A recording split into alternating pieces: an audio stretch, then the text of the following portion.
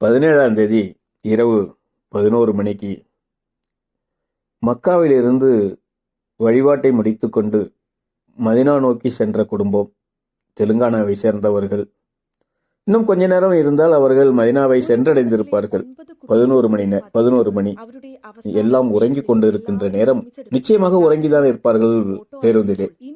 அப்பொழுது யமனாக வந்தது அந்த டேங்கர். அந்த நிகழ்வை நான் பார்த்தேன். 11 மணிக்கு பார்த்தேன். இங்கு எப்பொழுதும் இப்படி நடக்கின்றதே என்று அது கடந்து சென்று விட்டேன். காலையில் பார்த்த பொழுதுதான் தெரிந்தது இப்படி ஒரு துயர சம்பவம் நடந்திருப்பதை. மனம் பேதலித்து போனது. 9 குழந்தைகள், 20 பெண்கள், இப்படியாக 42 பேரை தீக்கு இரையாக்கியது. எந்த வழிபாட்டு தலத்தை நோக்கி சென்றார்களோ அந்த வழிபாட்டு தலத்திலேயே மதினாவிலே அந்த அவர்களுடைய உடல்களை நல்லடக்கம் செய்கின்ற நிகழ்வு இன்னும் சிறிது நாட்களிலே நடக்க இருக்கின்றது என்பதை நினைக்கின்ற பொழுது மனம் சொல்லனா துயரடைகிறது.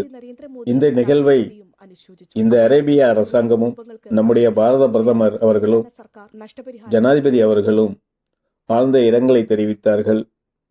இப்படி ஒரு நிகழ்வு இனி ஒரு முறையினும் நடக்க வேண்டாம் என்றும் அந்த பாவப்பட்ட இதயங்கள் இறைநிலையிலே இளைப்பாற வேண்டும் என்றும் அந்த குடும்பங்களுடைய சோகத்தினை இழந்து தவிக்கின்ற குடும்பங்களுக்கு ஆழ்ந்த இரங்கலை இந்த அரேபிய மண்ணிலிருந்து உங்களின் சார்பாகவும் நானும் உங்களுடன் சேர்ந்து அந்த இரங்கலை தெரிவித்துக் கொள்ளுகின்றேன்.